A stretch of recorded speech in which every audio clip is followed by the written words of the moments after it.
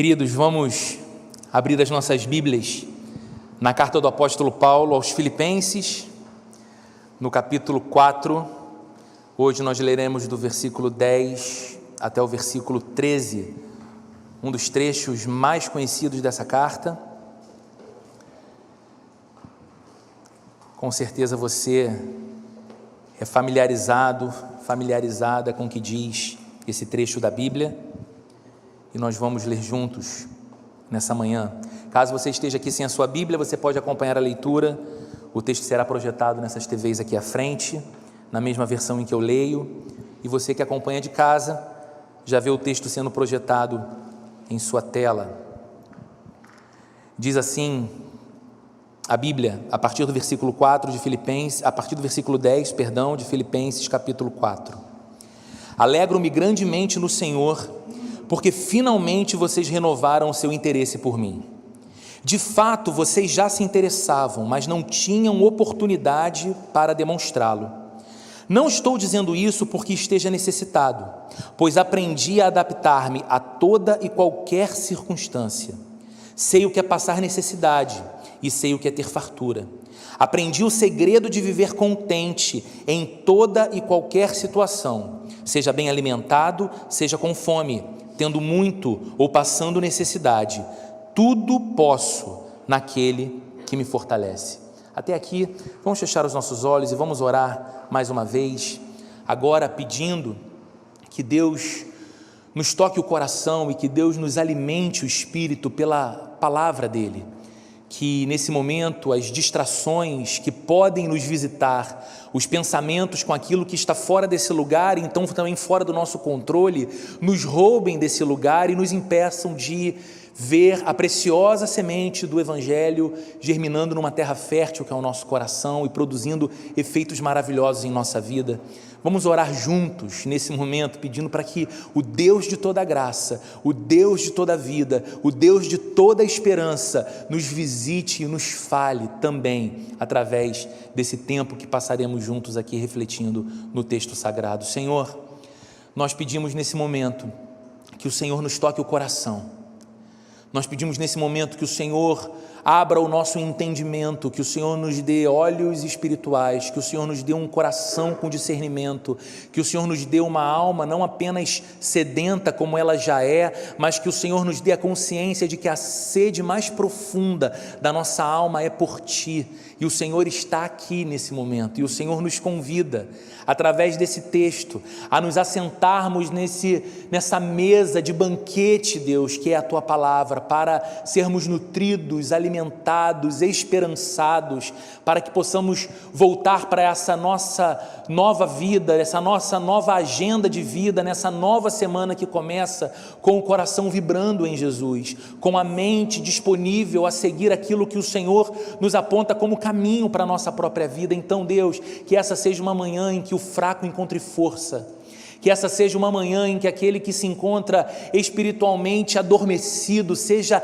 avivado pelo Teu Espírito Santo, que esta seja uma manhã, Deus, em que corações de pedra, indiferentes a Deus, sejam visitados pelo Teu Espírito Santo e sejam transformados num coração cheio de fé, que a Bíblia diz que é dom de Deus, e seja então manhã de salvação entre nós também. Deus, que tudo aqui, nesse tempo que teremos pela frente, glorifique o Teu nome, que o Senhor repreenda a Satanás e aos ataques do nosso adversário sobre esse lugar, e aqui em nosso meio, reine a paz do Senhor, e passeie o Teu Espírito Santo, ministrando ao nosso coração, comunicando, sussurrando ao pé do ouvido de cada um de nós, através dessa mensagem, a viva, doce e santa palavra do Senhor, em nome de Jesus, amém. Amém. Você já percebeu como que boa parte do tempo nós olhamos para aquelas coisas que desejamos alcançar, mas ainda não alcançamos? Você já parou para perceber como que boa parte do nosso tempo nós gastamos valorizando aquelas coisas que queremos conquistar, mas que ainda não conseguimos conquistar? Como que boa parte do tempo da nossa vida a gente gasta sonhando com aquelas situações, com aqueles cenários que nós ainda não alcançamos? E como que isso pauta a vida da gente? Como que isso faz parte do nosso cotidiano?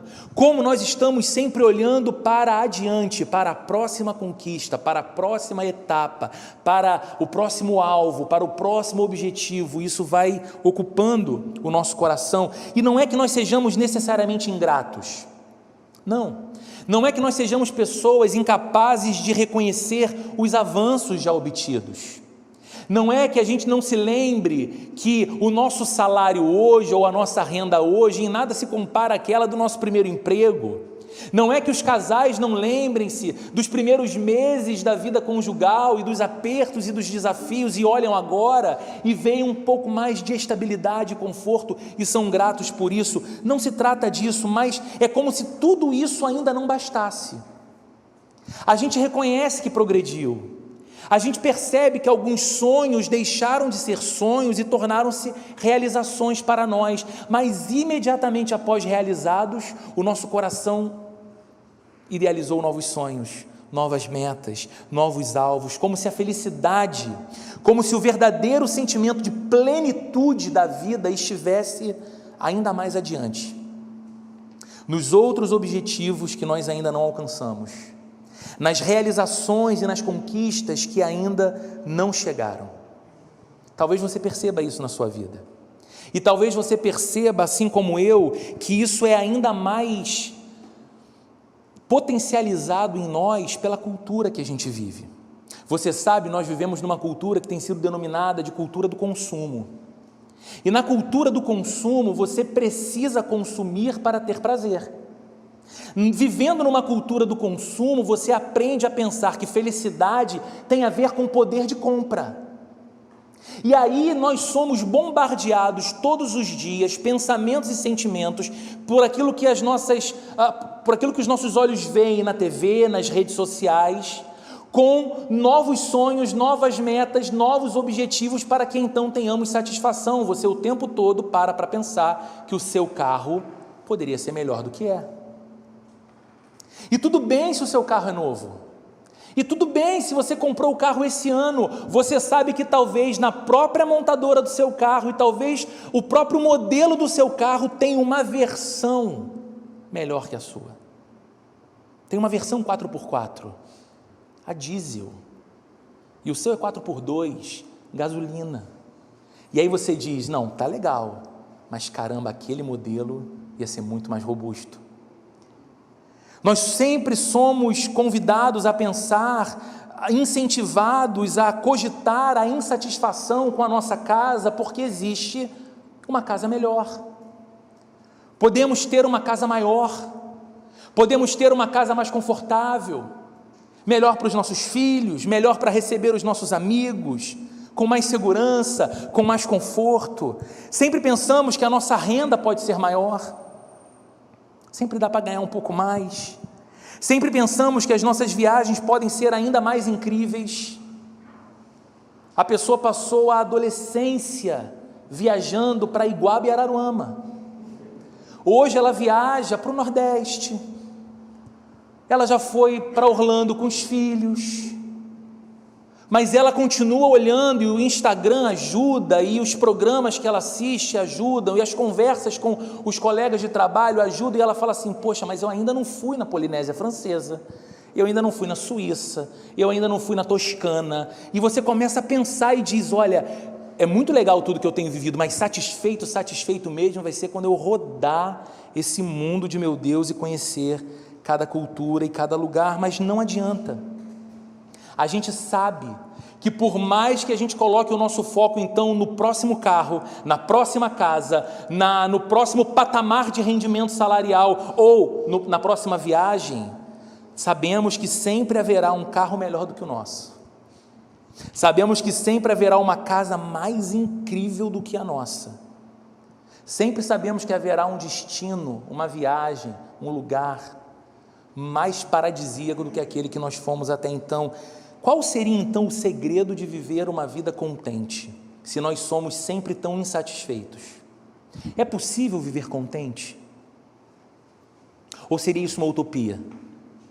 Se nós gastamos boa parte do nosso tempo e dos nossos sentimentos projetando aquilo que ainda não chegou, olhando para frente, para os sonhos, para os alvos e para os objetivos, e se nós somos cercados por uma cultura que fomenta essa insatisfação, nós podemos ser satisfeitos, nós podemos viver contentes, ou isso é uma utopia? É disso que trata o texto que lemos nessa manhã. Texto muito conhecido, não é? Quantos para-choques de caminhão nós já vimos estampando Filipenses 4,13? Posso todas as coisas naquele que me fortalece. Quantos ímãs de geladeira na casa da tia nós vimos? Posso todas as coisas naquele que me fortalece. Camisas. O texto é conhecido. Ao mesmo tempo, estamos diante de um dos textos mais mal compreendidos da Bíblia, porque muita gente pega esse texto isolado do seu contexto, desconsidera tudo que Paulo está dizendo nessa carta, e nós estamos há 23 domingos olhando passagem por passagem o que Paulo está ensinando nessa carta, mas as pessoas desconsideram todo o contexto, pegam o versículo isolado e fazem de Deus um fiador de suas loucuras. O bom senso diz que não, os bons conselhos dizem não, mas ele diz: eu vou encarar, porque eu posso todas as coisas naquele que me fortalece. Texto isolado, pretexto para uma vida muito complicada. Então vamos entender o que Paulo nos ensina, o que a Bíblia nos ensina através dessa passagem hoje, e mais do que entender como que numa aula, vamos perceber o quanto isso encontra a nossa vida e o nosso coração nesse dia, o quanto isso muda a nossa vida no real, no concreto, no cotidiano. Veja novamente o que diz o verso 10. Alegro-me grandemente no Senhor, diz Paulo, porque finalmente vocês renovaram o seu interesse por mim. De fato, vocês já se interessavam, mas não tinham oportunidade de demonstrá-lo. Paulo está concluindo a carta. A gente sabe, estamos no último capítulo, indo para os últimos versículos, e essa carta foi escrita por Paulo com um objetivo principal de agradecer aos homens e mulheres cristãos da cidade de Filipos por terem enviado até ele na prisão. Paulo estava preso em Roma quando escreve essa carta, por terem enviado até ele um mensageiro, um homem chamado Epafrodito, levando donativos para Paulo. Então Paulo escreve essa carta cheia de conteúdo maravilhoso, porque ele está muito alegre e muito grato pela generosidade e pelo zelo e a preocupação que esses homens e mulheres da cidade de Filipos, homens e mulheres que foram 10 anos antes da escrita dessa carta, evangelizados pelo próprio Paulo, o quanto que eles zelavam e se preocupavam com a vida do apóstolo que estava preso. Assim que eles souberam da prisão de Paulo, assim que chegou a notícia de que Paulo não estava mais livre, caminhando de cidade em cidade pregando o evangelho, mas ele havia sido detido e lançado no fundo de uma masmorra úmida da cidade de Roma, tendo seus pés possivelmente acorrentados 24 horas por dia aos pés de soldados, tendo a sua liberdade privada, talvez sofrendo alguns açoites, alguns castigos dentro da prisão. Aquelas pessoas ficaram muito perturbadas, muito preocupadas com o estado físico de Paulo. Será que ele estaria muito machucado, muito ferido? Mais do que fisicamente, elas estavam preocupadas com o estado emocional de Paulo. Você, se é uma pessoa que tem capacidade de ter empatia por alguém, é natural para você que, se uma pessoa que você gosta muito passe por sofrimento agudo, você se pergunte: meu Deus, por quanto tempo mais essa pessoa aguenta tanto sofrimento? Por quanto tempo mais essa pessoa aguenta tanta luta? E essas pessoas amavam Paulo e estavam lá preocupadas pensando: Senhor, ele está preso, ele está sofrendo tortura, ele está privado da liberdade, ele está privado de alimento, estão fazendo todo tipo de perturbação mental sobre ele, jogando palavras de acusação contra ele, ameaçando a própria vida dele. Por quanto tempo Paulo suporta? E eles ficaram então muito preocupados, e mais do que apenas orar, eles se reuniram e eles levantaram recursos entre eles, apesar de viverem eles mesmos grande dificuldade, porque vimos aqui nas últimas semanas como que na cidade de Filipos era difícil ser um cristão. Você era privado de muitas coisas, você era perseguido em muitos sentidos, você não tinha uma vida muito fácil, você não tinha trabalho fácil. Mesmo com todas as dificuldades, eles levantaram recursos, donativos, alimento, roupas, e levantaram alguém do meio da igreja para que fosse até Roma, numa viagem perigosa, porque estava indo visitar um prisioneiro do império, para levar até aquele homem aqueles donativos e saber do estado dele. Então Paulo olhava para toda essa expressão de cuidado e de amor com ele mesmo e se alegrava grandemente em Deus. É isso que o texto diz.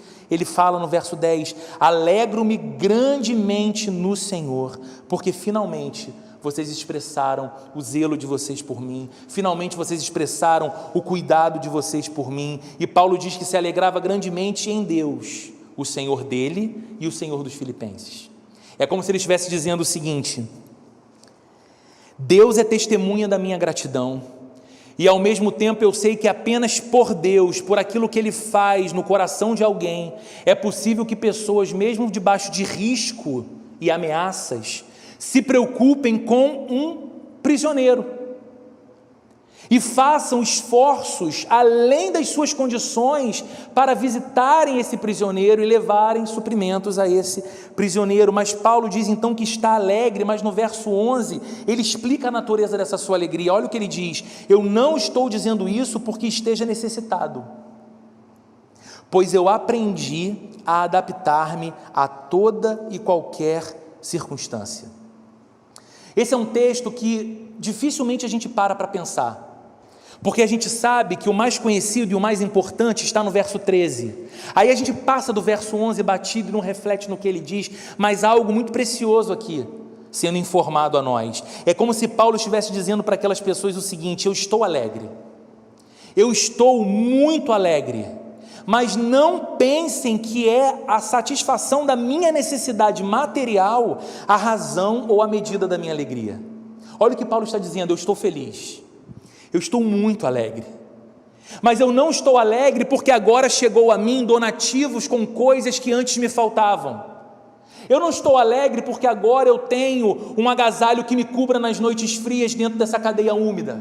Eu não estou alegre porque finalmente chegou um pouco de suprimento aqui, eu vou poder me alimentar depois de alguns dias sem comida. Não é a satisfação da minha necessidade material que me deixa alegre. Pare para pensar um instante nessa afirmação de Paulo e veja como isso é diferente de tudo que a gente ouve no nosso tempo, e como essa declaração é diferente de tudo que comumente as pessoas dizem nessas horas.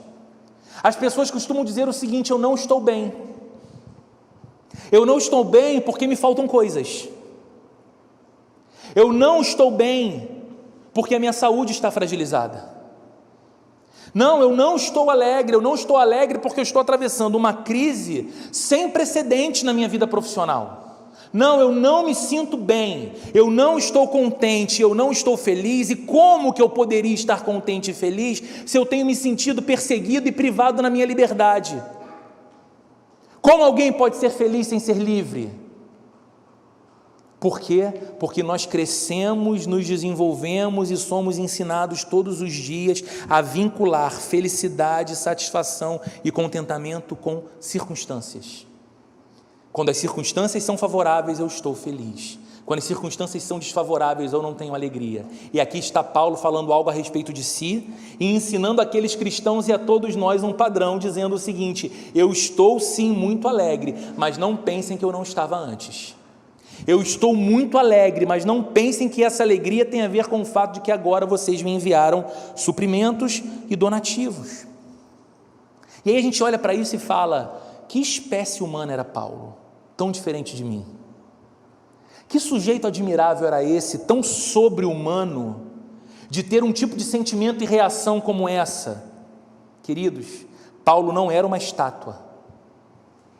A gente precisa encurtar essa distância dos grandes personagens da Bíblia, porque às vezes olhamos para as histórias dos homens e das mulheres relatados na Bíblia e pensamos que eles foram constituídos de uma humanidade diferente da nossa, mas não, eram pessoas de carne e osso como você e eu, sujeitos às mesmas dores, tristezas, tentações, alegrias, conquistas.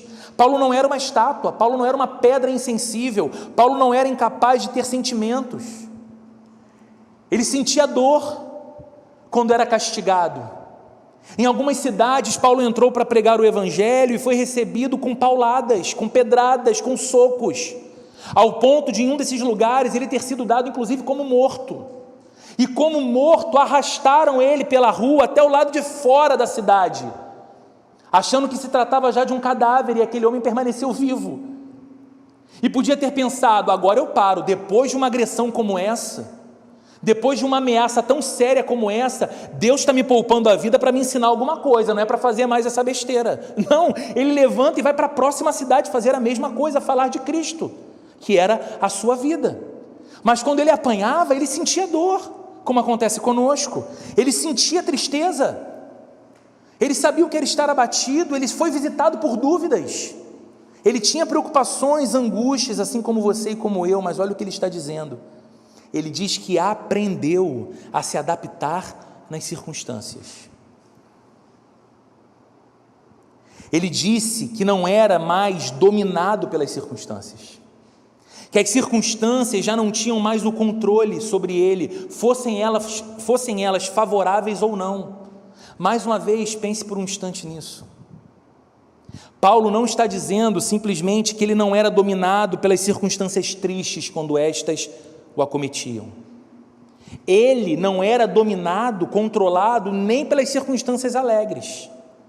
Ele está dizendo o seguinte: a fartura, a abundância, o progresso, a conquista não me definem mais do que o meu Deus, não são o fundamento maior do que eu chamo de alegria e de felicidade, de paz que há em mim. Essas coisas eu encontro em Deus. Assim como a escassez, a nudez, o frio, a fome, a perseguição não me tornam um abatido triste, esvaziado de sentido na vida, porque a minha vida não está nas coisas, a minha vida está naquele Deus que é a vida em mim. Por isso ele está dizendo que aprendeu a se adaptar às circunstâncias. Veja como ele descreve essas circunstâncias no verso 12: sei o que é passar necessidade e sei o que é ter fartura. Esse cara está abrindo a sua biografia de vida. Ele está falando um pouco da sua própria história. Ele está dizendo: olha, eu sei, não teoricamente, mas por prática, o que é passar necessidade e o que é ter fartura. Eu aprendi o segredo de viver contente em toda e qualquer situação, seja bem alimentado, seja com fome, tendo muito ou passando necessidade. Eu quero que você lembre quem está escrevendo essas palavras. Quem era esse apóstolo Paulo? Paulo havia sido um fariseu de grande destaque antes da sua conversão a Cristo.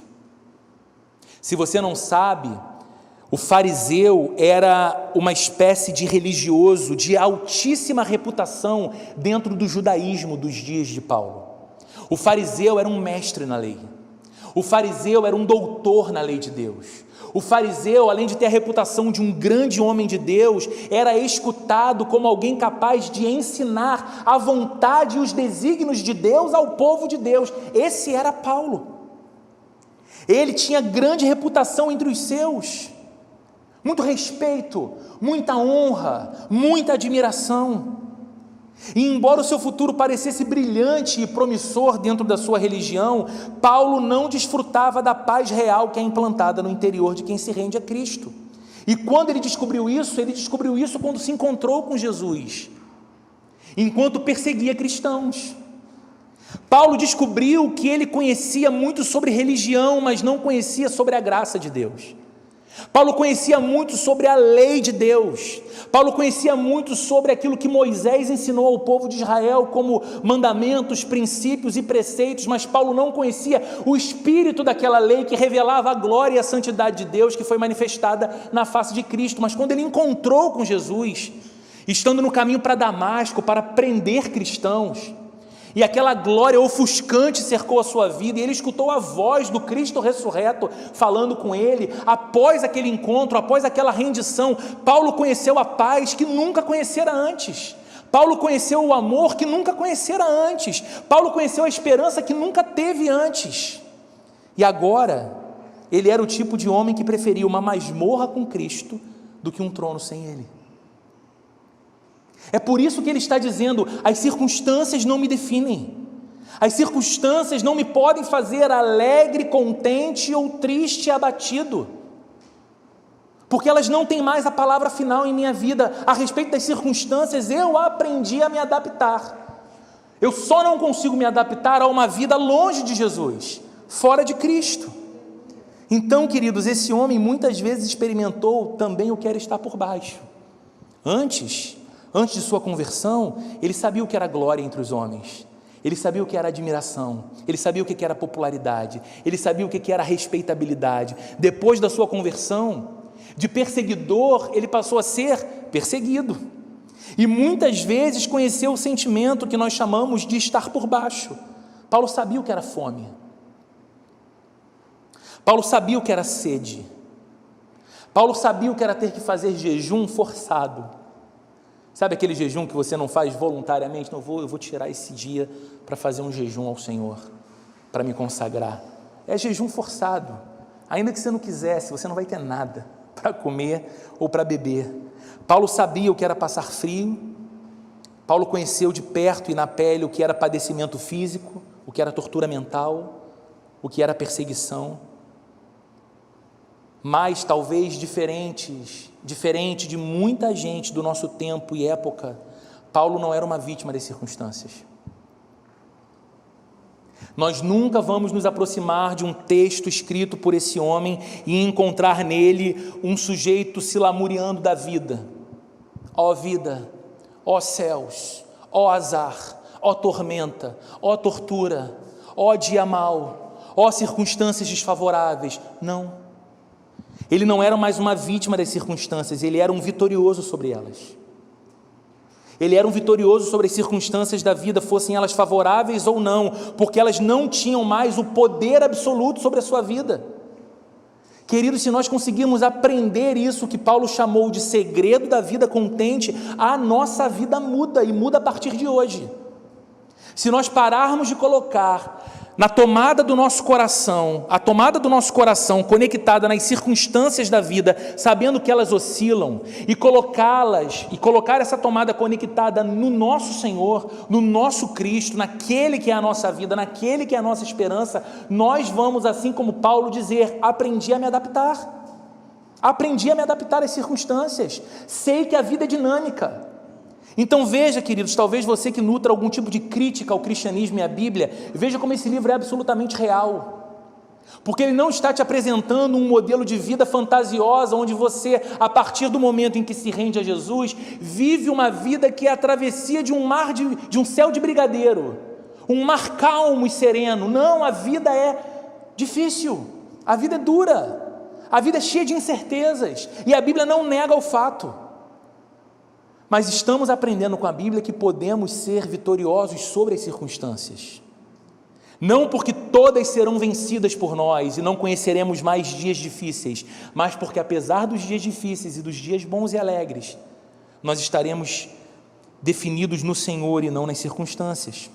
Humilhação ou honra, fome ou fartura, escassez ou abundância eram situações vividas por Paulo. Mas no meio delas e apesar delas, ele aprendeu a viver contente, porque a razão do seu contentamento estava em Jesus e não nas circunstâncias. E preste atenção nisso, por favor. Sabe por que Paulo era assim? Porque aquilo que ele tinha em Cristo era muito maior do que aquilo que ele não tinha na vida. Sabe por que Paulo aprendeu o segredo de viver contente? Porque aquilo que ele tinha em Jesus era muito maior do que aquilo que faltava na vida. Coisas podiam faltar, a saúde podia faltar, o dinheiro podia faltar, o reconhecimento público podia faltar, a liberdade podia faltar, mas aquilo que ele tinha garantido em Jesus era muito maior do que todas essas faltas. E nós podemos dizer a mesma coisa a nosso respeito se somos de Cristo, se estamos em Jesus. O que nós temos nele é muito maior do que qualquer coisa que não tenhamos nessa vida. Meu amigo, essa vida e os seus desejos e os meus desejos são como um saco furado.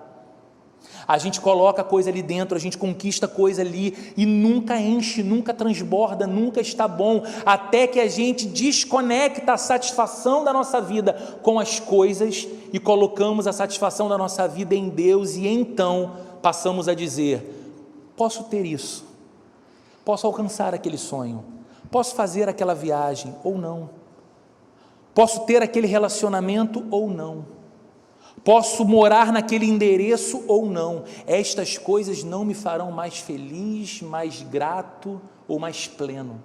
O que me torna mais feliz, mais agradecido e mais pleno é aquilo que eu já achei em Jesus e está à minha disposição, é aquilo que eu tenho nele. Esse é o segredo da vida contente. E veja, Paulo diz que aprendeu esse segredo.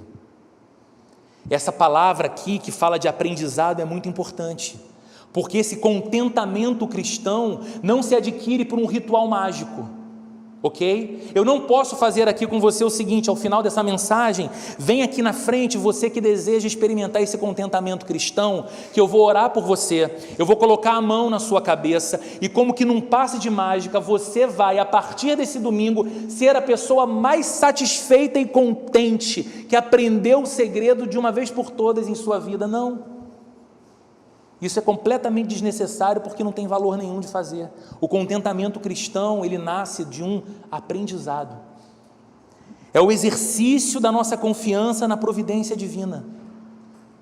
Eu me torno então satisfeito, saciado, completo, porque eu uso a minha memória, eu uso as minhas emoções para lembrar que a providência de Deus nunca me faltou, para lembrar que o Senhor nunca mentiu em suas promessas, para lembrar que aquele que eu chamo de Rei, Senhor e Salvador está no trono, reinando sobre a minha vida e sobre todas as circunstâncias desse mundo.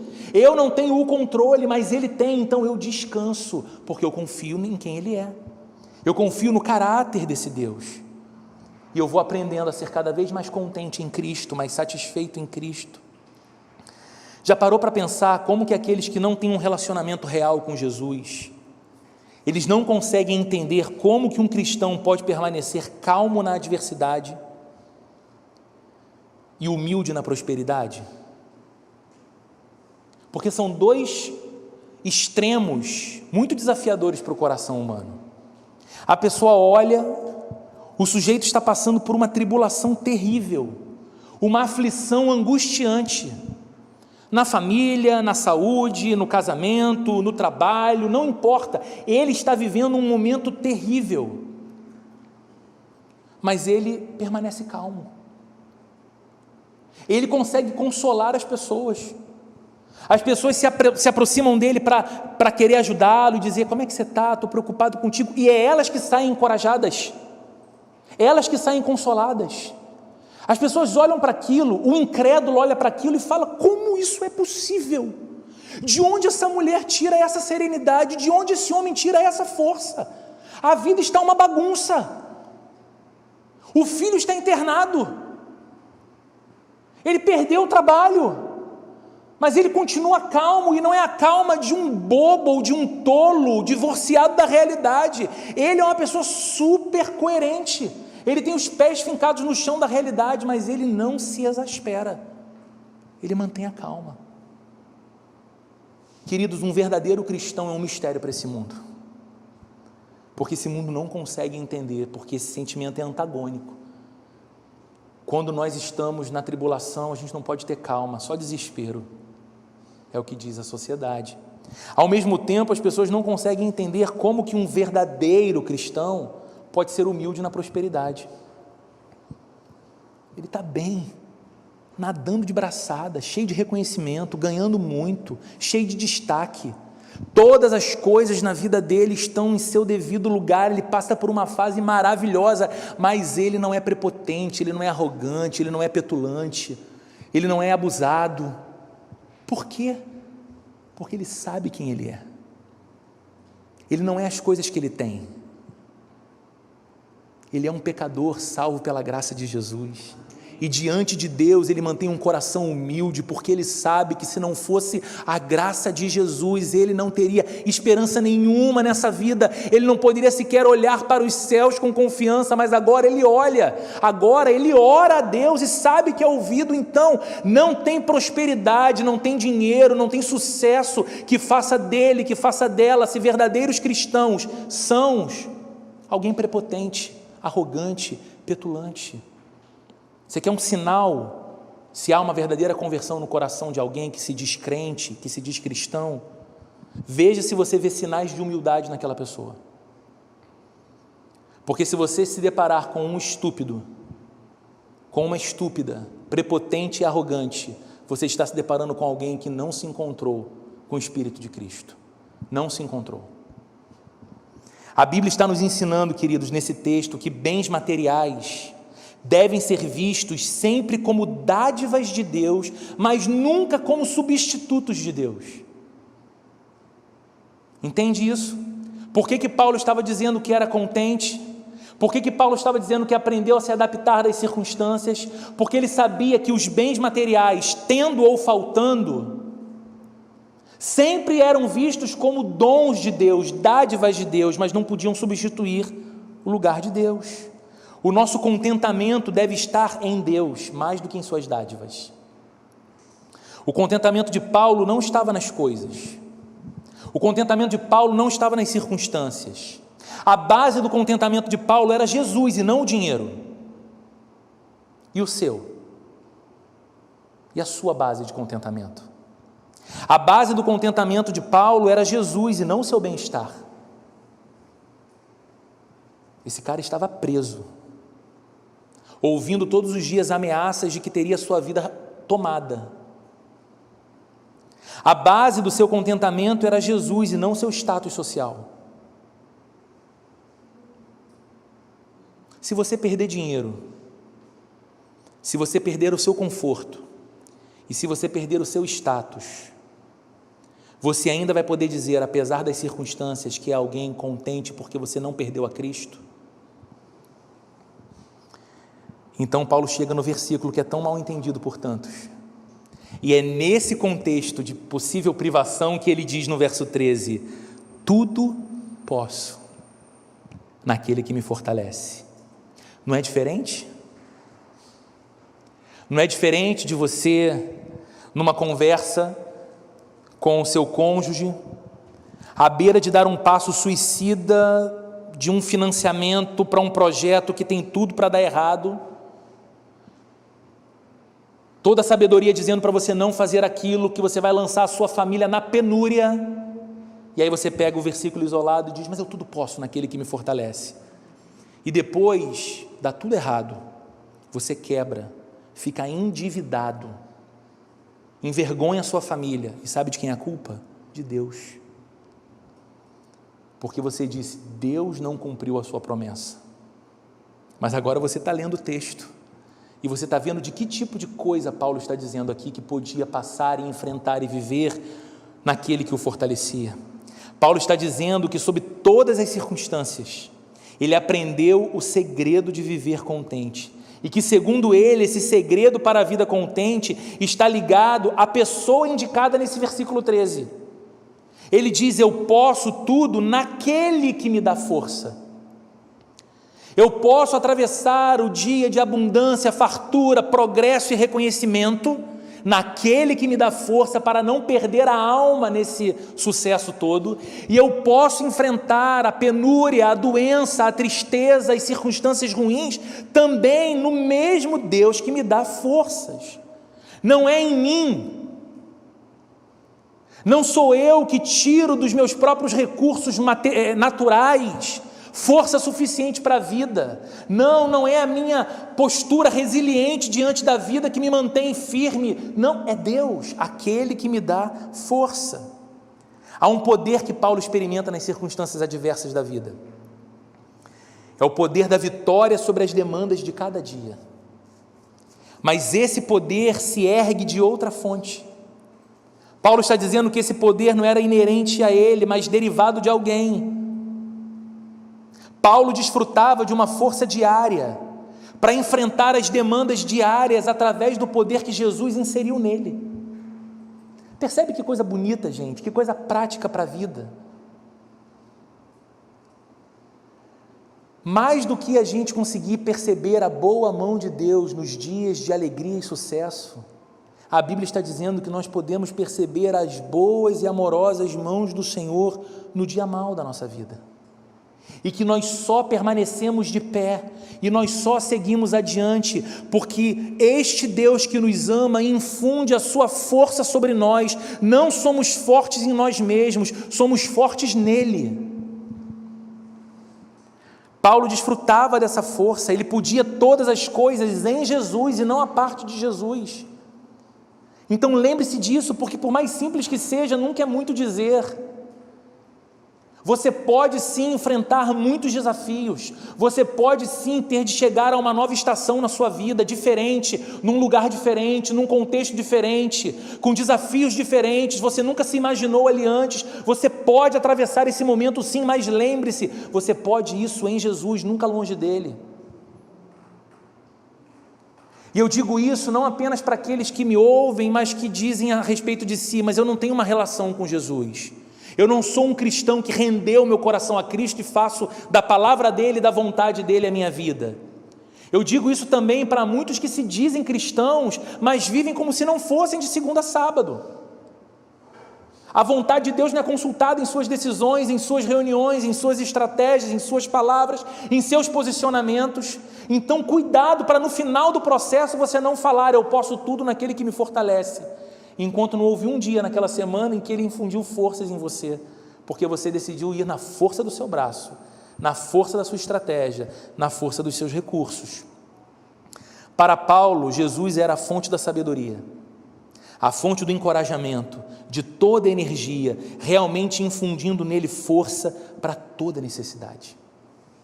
Para toda necessidade. Como a gente se depara em dias que precisamos dessa sabedoria, desse encorajamento, dessa energia para manter-nos de pé. E a Bíblia está dizendo: nós encontramos isso em Deus, em Cristo, naquele que nos fortalece. Concluindo, queridos, a alegria de Paulo, e ele começa esse trecho que lemos falando de sua alegria. A alegria de Paulo não era autogerada. A alegria de Paulo não era em decorrência do fato dele ser uma pessoa naturalmente alegre. A alegria de Paulo foi implantada nele. Era uma alegria causada por Jesus. Era uma alegria que vinha do céu. Nem a prisão podia tirar isso dele. Nem a privação da liberdade podia tirar isso dele. Nem a falta de um prato de comida podia tirar isso dele. E a sua alegria? Do que ela depende? O que faz você dizer: eu sou alegre? Eu estou alegre. A sua alegria está conectada a coisas que podem ser tiradas de você. A sua alegria está conectada a circunstâncias favoráveis que, quando mudam, fazem de você uma pessoa triste, abatida. O contentamento cristão não emanava de Paulo. O contentamento de Paulo vinha de outro, além dele. O seu contentamento vinha de Deus. O seu contentamento vinha da certeza que ele tinha de que Deus estava com ele, agindo na vida dele. E isso o fazia contente. Esse contentamento também não fazia de Paulo um sujeito passivo diante da vida. E eu não estou dizendo aqui, diante dessas coisas e diante desse texto, que você deve ser o tipo de pessoa passiva, que já não sonha, que já não almeja, porque talvez sonhar e almejar coisas, progresso, seria algum tipo de pecado ou ingratidão a Deus. É claro que não. A Bíblia é abundante ao falar sobre o progresso como algo que glorifica o nome de Deus na vida da gente. A Bíblia nunca condenou o progresso, a prosperidade ou a riqueza. A Bíblia condena a busca pela riqueza. O desejo de ser rico, por exemplo, dizendo que isso esconde muitos males, nos coloca diante de muitos perigos. Mas você pode ser alguém próspero, você pode ser alguém bem-sucedido, e é bom que chegando lá, você glorifique muito ao nome do seu Deus por tudo isso. Não há problema, e o próprio Paulo foi um homem que sonhou muito e realizou muito. Paulo foi um homem capaz de ver as coisas que os outros ainda não viam. Ele dizia: eu vou para a Europa pregar o Evangelho. Mas Paulo, não há nenhum judeu lá. O povo de lá é gentio. O povo de lá crê num panteão de deuses diferentes. É mais fácil você falar de Jesus para um judeu e fazê-lo entender que o Messias que ele tanto esperava chegou e foi Cristo. Agora, falar para um tipo de gente que cultua todo tipo de Deus, inclusive o próprio imperador, é uma loucura. Mas Paulo era capaz de ver, antes mesmo de lá chegar, igrejas sendo estabelecidas e cristãos convertidos e batizados reunidos em comunidade. Ele sonhou com isso e realizou muito, mas nenhum dos seus sonhos e nenhuma realização de Paulo foi fora de Cristo, desconsiderando Cristo. Então continue sonhando, continue tendo novos objetivos para a glória de Deus em sua vida, mas não se esqueça do Senhor. Traga Jesus para a plataforma do seu sonho, sonhe junto com Ele, coloque diante dEle. O que deixa você contente hoje? O que deixa você saciada, satisfeita? É alguma coisa que você possui? É alguma coisa que desesperadamente você controla, com toda a força que tem, com medo de perder?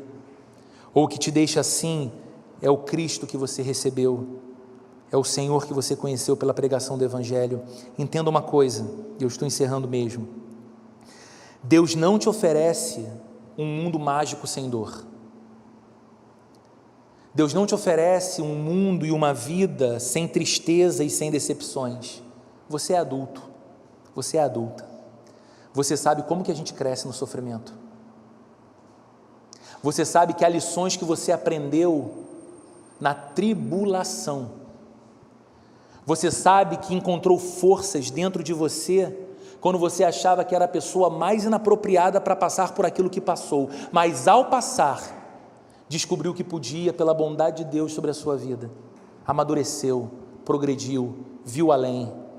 Nós somos moldados no sofrimento e na dor, e Deus não quer nos oferecer esse mundo mágico sem dor, mas Deus nos oferece uma força que é capaz de produzir paz, mesmo em meio aos conflitos mais severos. Deus nos oferece uma força que é capaz de nos oferecer alegria, que nos faz resistir todo tipo de tristeza e desânimo. Deus nos oferece poder para permanecer de pé. E quantas vezes você achou que não ia conseguir ficar de pé? Eu passei por dias assim já. E eu posso dizer, permanecer de pé, não porque sou forte, mas porque recebi forças daquele que é forte. E Ele é o meu Senhor, e Ele é o meu Deus. Deus é poderoso para nos oferecer forças, para continuarmos crendo e sonhando, no mundo que nos convida ao ceticismo e à desesperança. Deus é poderoso para nos oferecer força que nos conceda graça para a vida, todos os dias, independente do que a gente enfrente. Então saia daqui com esse eco no seu coração, desse texto tão famoso: tudo posso naquele que me fortalece. Mas lembre que esse tudo posso não tem apenas a ver com as grandes conquistas que sim, Deus pode te conceder, e para alguns de nós Ele quer de fato conceder, nos levar além. Mas esse tudo posso talvez encontre seu coração exatamente no momento em que você passa agora, na aflição que tem roubado seu sono, na agonia que tem feito você não ter capacidade de sorrir mais dia nenhum, porque você tem focado muito mais no que te falta nessa vida do que aquilo que você já tem plenamente em Cristo. Busque hoje nele essa força, porque ela está à sua disposição, e entre nessa nova semana cheio de fé, porque ainda que as circunstâncias não mudem por enquanto, Deus continuará trabalhando em seu coração, e Deus continuará fortalecendo a sua vida, para a glória dEle e para a sua alegria, e você vai dizer como Paulo: eu sou alegre, eu sou grandemente alegre no Senhor, como ele diz no verso 10, vamos orar, queridos? Senhor, que isso se torne uma verdade na nossa vida, que nós sejamos homens e mulheres que encontram no Teu Espírito Santo essa força de vida.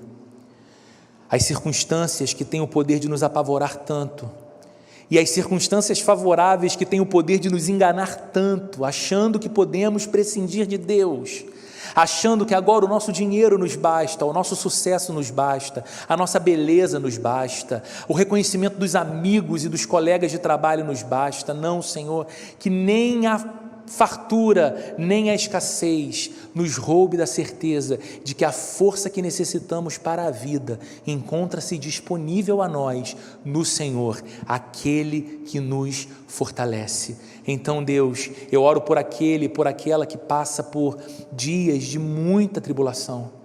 Eu oro por este, por essa que tem atravessado, Senhor, algumas madrugadas sem sono, que tenta orar e as orações são confundidas por pensamentos desviantes, gente que sente a alma aflita. Senhor, eu oro por este homem, por esta mulher, para que a partir deste momento, Senhor, encontre no Senhor a força que necessitam para permanecer de pé.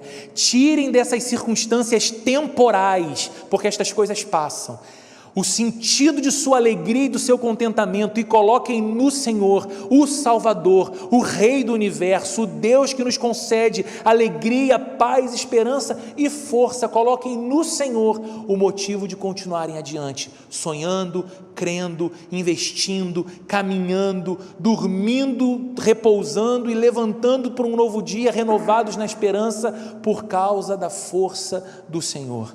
Que o Senhor nos ajude, Deus, a não vivermos um cristianismo fraco, um cristianismo falso, um cristianismo fake, um cristianismo de textos isolados que fazem de Deus um fiador das nossas sandices, mas que possamos viver um cristianismo bíblico fiel, homens e mulheres que não blasfemam o nome do seu Deus, que não abandonam a presença de seu Deus quando passam pelo dia da aflição, antes pelo contrário, como no testemunho de tantos salmistas que encontramos na Bíblia, que no dia da angústia, que no dia da aflição, nós estejamos ainda mais próximos do Senhor, mais vinculados ao Senhor e ainda mais renovados em sua força e em seu poder.